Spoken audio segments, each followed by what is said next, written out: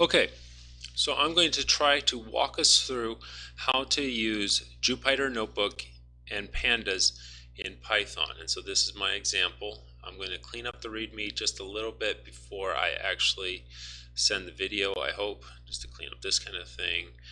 But you'll notice that I have a bunch of references here and some other websites to learn more things. And we're going to use the data here for this example, income data. And this is income for the 50 US states from 2002 to 2015.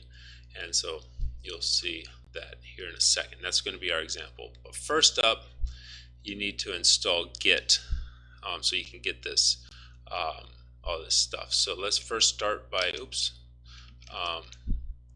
by installing Git. So you would do sudo apt install Git. And I've already installed it, so I can't install it again. And then, as you see here, I'll change directory to my projects folder, and I'll clear. So now you can see that I'm in my projects folder. And next up, we're going to install Python 3. So again, sudo apt install Python 3. This is probably already installed for you as well. And so we have Python 3 installed. Now, within Python, you could install all these different libraries to be used for the whole system, but that's not considered a best practice. You want for each project to have its own Python environment, and that kind of helps prevent any issues with dependencies and whatnot between things. So what we can do is we can make it a special environment. So I have a folder called environments, and we're going to make a virtual environment. Okay, so we do Python 3-m venv virtual environment, and I'm going to use this right here, pynbpd, as my environment. Okay, and you can do whatever you want in there. So that stands for Python Notebook, like Jupyter Notebook, and then Pandas. And what you'll then see is that if I do list of the environments, you'll see that I have pynbpd in there. We can do source, and we'll do /pynbpd, and I'm hitting tab as a tab completion, bin, activate, and now I have that listed right here at the beginning of my line. Alright, so now I'm going to do clear again, and now we have to install these different libraries. When you're done with your project, you can just type in deactivate, and you would exit out this particular environment. So now I'll do pip, which is installing the Python packages, install, and I'm going to install notebook, pandas, and matplotlib, so we can look at the different the data in a plot kind of style. Alright, so now all those are installed. It won't go that fast the first time you do this. Okay, so now I'm going to change directory. I'm going to go down one, and I'm going to go so down one. So now we see here I don't have the Python, I don't have this repository in here yet. So I'm going to clear this again. I'm going to say git clone, and I'm going to go back to here. I'm going to say here, and I'm going to copy. We can actually use SSH, that's what they prefer. And I'll go back here, clone, and I'm going to paste that in there, and I'm going to clone this whole repository in here. So now if I do ls to list it, you'll see that it is right here. So we can go change directory into that folder. I'm going to clear that up, and you'll see that we have these files are all listed right in here. Okay, so now following the directions that I've written out here, we can, so we've changed directories into, I got to do that example.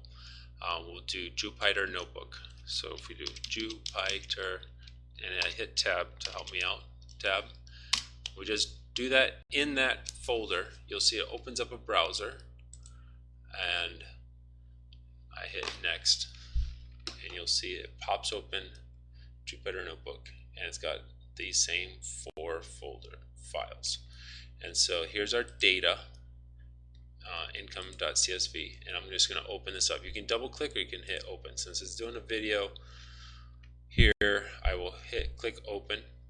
I'm trying to be quick on this, but I'm going to close this out. We don't need that anymore. And so now we're in the browser. We've opened the new notebook. Now what you'll notice is that if you do Control Enter, you can run the code. If you do Alt Enter, it'll run the code and it will make a new box underneath for more code. And if you do Shift Enter, it just runs the code, moves to the next box. So here we are. So first we're going to import Pandas, and we'll call it PD. That's fine. We're importing Pandas library. And then we're going to import the CSV file, and we're going to call it data frame, because that's what Pandas calls it. It calls it a data frame, and that's essentially puts a CSV file into memory, probably. I don't know all the details. So data frame is equal to pandas.read CSV, and you have this CSV.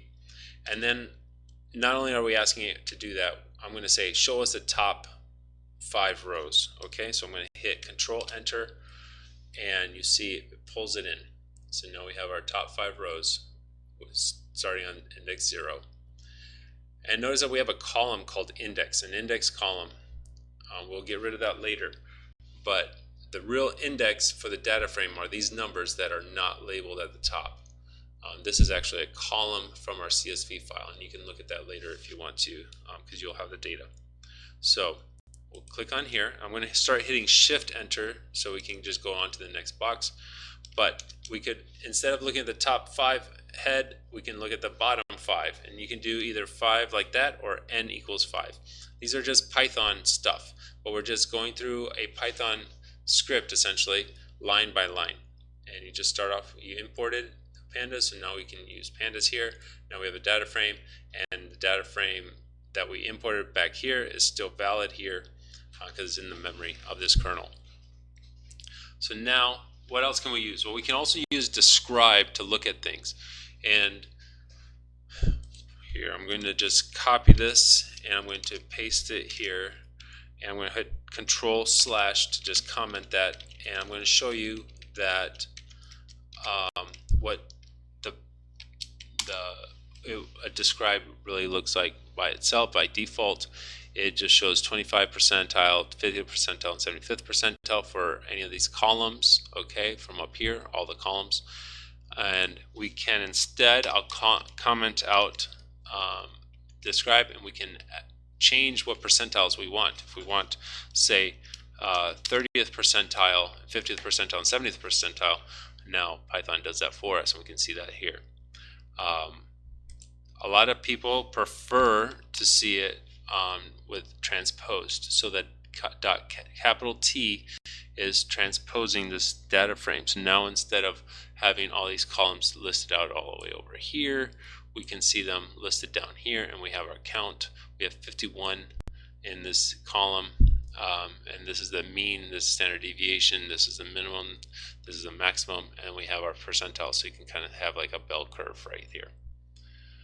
You can also, if you're interested in the data itself, you can see like, okay, well, what's the memory usage? Here we put the memory usage. You can see the counts. There's 51 in each of these things. Well, that kind of goes on to the next thing. This is how you would get the rows and columns. So the rows, there's 51 rows, there's 16 columns, and because this is Python, you could also just do print that, and you get the exact same thing. So I'm just showing how you can throw Python in here to get your different values, same kind of thing. So here's data frame.column. So now we can get a list of all the columns. So this is all the different columns. You might actually need the list to use as a variable, say. So if you wanted it as a list, a Python list, then that's how you would do it. You just say list dataframe.columns, and now you have a list that you could do like a for each or an if-then statements, based on that. If you want to see if there's any missing values, you can use is null here and as that function. Let's say you want to see just one column, and you can see here's just the year 2002. Let's say we change this to 2006, and we don't need this head. This is just to keep values from clogging up the whole file when I put it in GitHub for you to see. But here's all 50 states for year 2006. So here's 2002, and then I'll put .head again back on there, and now you can see there's 4. Let's keep it with 5. Okay, and then if you want to see 2 columns, there's 2 columns, and you can pick any. They don't have to be next to each other. They can be 2 separate columns far apart from each other. It's fine. You just pick whatever columns you want. Let's say you want just one row. So there's the first row, and this is based off from the index on the side here. We can say index 9 because I believe that's Florida. There you go. Boom. And then if you want to say 2 or more rows, you can pick those whatever range you want in there.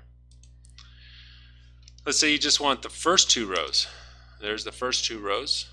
You use the ILOC line, and then if you want 2 different columns by name, you can pick them by name there.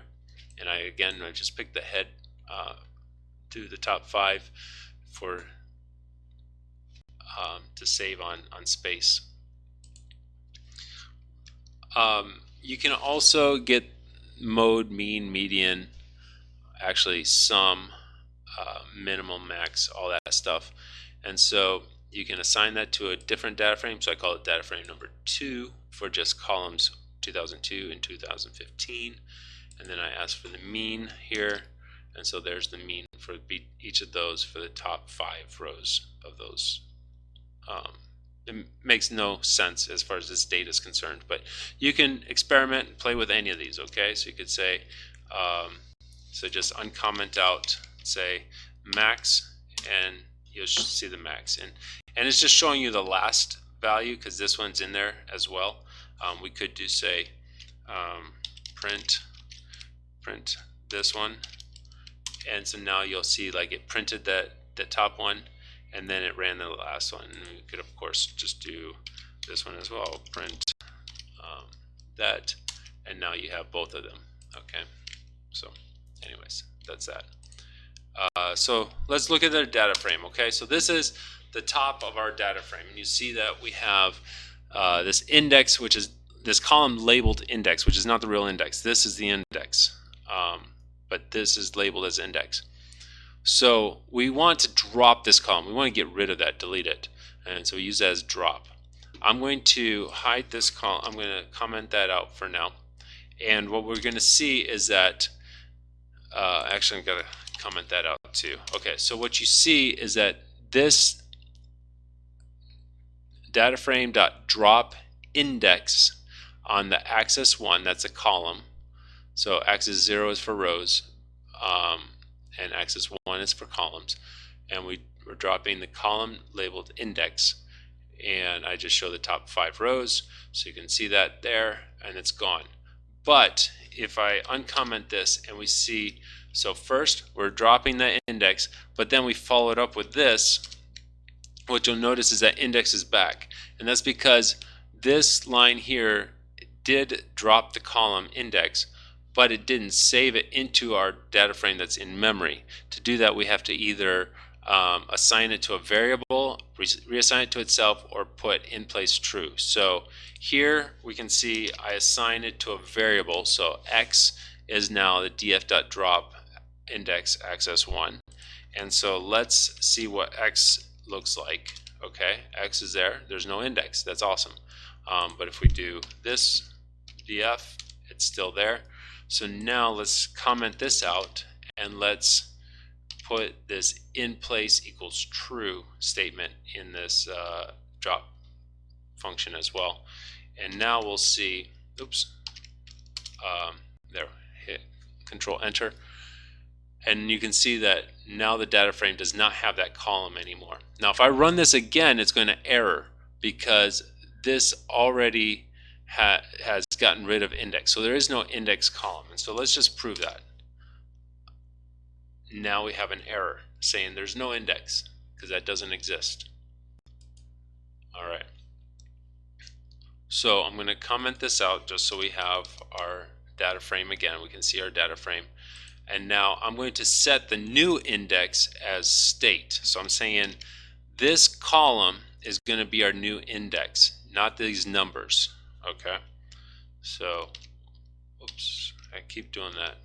Control Enter, and now our new index is state, and you can see that because of this data frame head shows us that.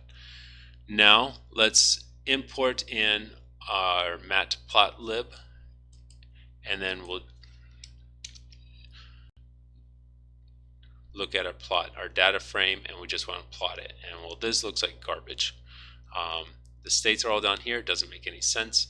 All the years are all the way over here. This is way too busy. Obviously, let's simplify it. So let's take 3 random samples and plot it. So we picked 3 states and we plotted them out.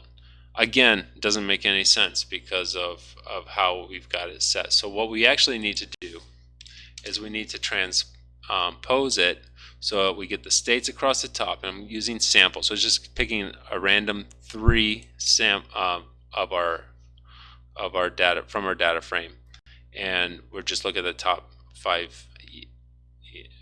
We'll just look at 5 years here. Okay, so we transposed it right here with this capital T. So let's put it all together. Okay, let's look at 3 states, 3 random states. We'll transpose it and then we'll plot it. So now you see that we have 3 states and we have them plotted against the year, which makes sense now. Okay, so we can see how their income changed over the course of this time. It still looks kind of unclear, so let's make it just Florida, and we're going to make it a bar graph. And so there you see, now we can see Florida, and we can see how it changed over the course of the year. We could also use index instead of the index because we know that Florida is number 9, and so here's number 9, and you can learn about ilog, and we have the plot, which is the kind as a bar graph.